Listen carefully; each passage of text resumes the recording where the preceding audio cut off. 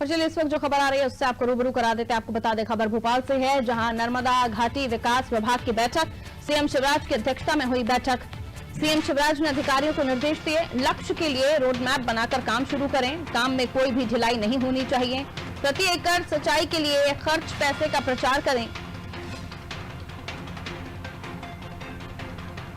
निर्मित सिंचाई क्षमता का प्लान प्रस्तुत करें, पूर्ण हुई सिंचाई योजना का प्रचार करें, योजनाओं का ऑपरेशन मेंटेनेंस की पूर्ण व्यवस्था हो, परियोजनाओं की गुणवत्ता सुनिश्चित करें, अच्छी गुणवत्ता के लिए जिम्मेदारी तय करें, प्रोजेक्ट्स में देर ना हो, जिम्मेदारी तय करें, सभी काम जन भागीदारी से होने चाहिए। मुख्यमंत्री शिवराज सिंह चौहान ने नर्मदा घाटी विकास विभाग की बैठक में ये तमाम बातें अधिकारियों के बीच रखी।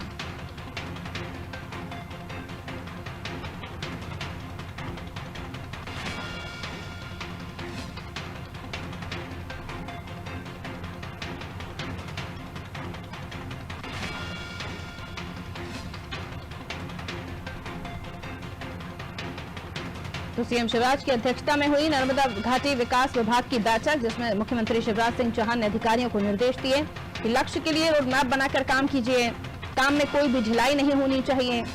प्रोजेक्ट में देर ना हो, जिम्मेदारी इसको लेकर तय हो, अच्छी गुणवत्ता के लिए जिम्मेदारी तय करें, परियोजनाओं की गुणवत्ता सुनिश्चित करें, काम में कोई भी ढिलाई नहीं होनी चाहिए, प्रति एकड़ सिंचाई के लिए खर्च पैसे का प्रचार करें, निर्मित सिंचाई क्षमता का प्लान प्रस्तुत करें, पूर्ण हुई सिंचाई योजनाओं का प्रचार करें, योजनाओं का ऑपरेशन मेंटेनेंस की पूर्ण व्यवस्था करें।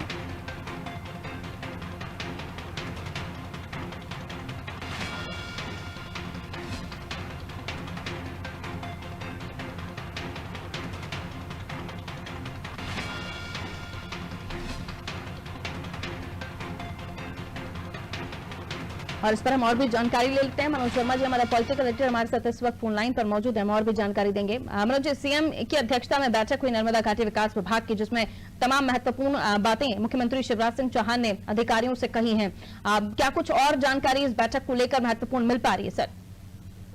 देखिए, उन्होंने साफ तौर पर अफसरों से, जो विभाग के मंत्री हैं, तुलसी सिलावट जल संसाधन मंत्री हैं, उनसे कहा कि जो लक्ष्य बताए हैं उसका रोड मैप बनाकर काम शुरू किया जाए और यदि काम में ढिलाई बरत रहा है तो उसको कस दिया जाए। प्रति एकड़ सिंचाई के लिए हम कितना पैसा खर्च कर रहे हैं इसका प्रचार करें, क्योंकि मध्य प्रदेश में जब से बीजेपी की सरकार बनी है तब से वो दावा करती रही कि प्रदेश में जो कांग्रेस की सरकार हुआ करती थी तो 7-7.5 लाख हेक्टेयर में सिंचाई की सुविधा थी, जिसे सरकार ने बढ़ाकर 7 लाख हेक्टेयर तक बढ़ा दिया, जिसको 75 लाख हेक्टेयर करने का लक्ष्य है। तो इसका प्रचार करने के लिए उन्होंने कहा, इसके साथ ही जो सिंचाई क्षमता नई बनाई गई, यानी जो नए डैम बनाए गए हैं उनकी क्षमता का उपयोग कैसे किया जाएगा इसका प्लान उन्होंने मांगा। इसके साथ ही सभी सिंचाई योजनाएं जो कंप्लीट हो रही है उसके प्रचार के निर्देश दिए गए हैं और साथ ही जो बड़ी योजना है उनके ऑपरेशन और मेंटेनेंस की पूरी व्यवस्था के लिए कहा गया है। क्योंकि कई बार हमने देखा है कि बड़े डैम बना दिए गए हैं लेकिन जो उनकी नहरें हैं उनकी हालत खराब होती है, तो टेल एंड तक जो है नहरों को पानी नहीं पहुंच पाता, जिससे किसान परेशान होते हैं। और कई बार होता है कि फिर किसान अपनी जरूरत के पानी के लिए बीच में से नहरें तोड़ देते हैं और जिसका नुकसान वो दूसरे किसानों को भी होता है। इसके साथ ही मुख्यमंत्री ने ये भी कहा कि जितनी भी परियोजना है तो इस बात का ध्यान रखा जाए कि उनकी क्वालिटी अच्छी हो और उनके हमारी जो जिम्मेदारी है उसका पूरी तरह से निर्वहन हो, प्रोजेक्ट में किसी तरह की देरी नहीं हो और अगर देरी होती है तो इसकी जिम्मेदारी तय की जाए। इसके साथ ही उन्होंने मुख्यमंत्री ने कई सारे सवाल भी पूछे कि एनवीडीए की योजनाओं के लिए सोलर ऊर्जा के लिए क्या रणनीति बनाई, क्योंकि सरकार एक नए प्रयोग पर काम कर रही है। अभी हमने देखा है तो ओंकारेश्वर में फ्लोटिंग सोलर पैनल लगाए गए हैं नर्मदा नदी में, ताकि वो तैरते हुए रहते हैं पानी पे। इससे 2 फायदे होते हैं,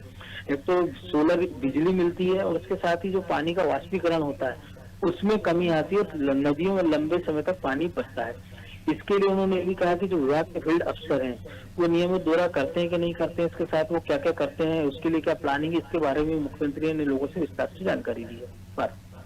बहुत शुक्रिया मनोज जी जानकारी देने के लिए। तो नर्मदा घाटी विकास विभाग की जो बैठक हुई जिसमें मुख्यमंत्री शिवराज सिंह चौहान अध्यक्षता कर रहे थे, उसको लेकर मनोज जी ने पूरी जानकारी दर्शकों तक पहुंचाई और काफी महत्वपूर्ण बिंदुओं पर उन्होंने गौर करवाया।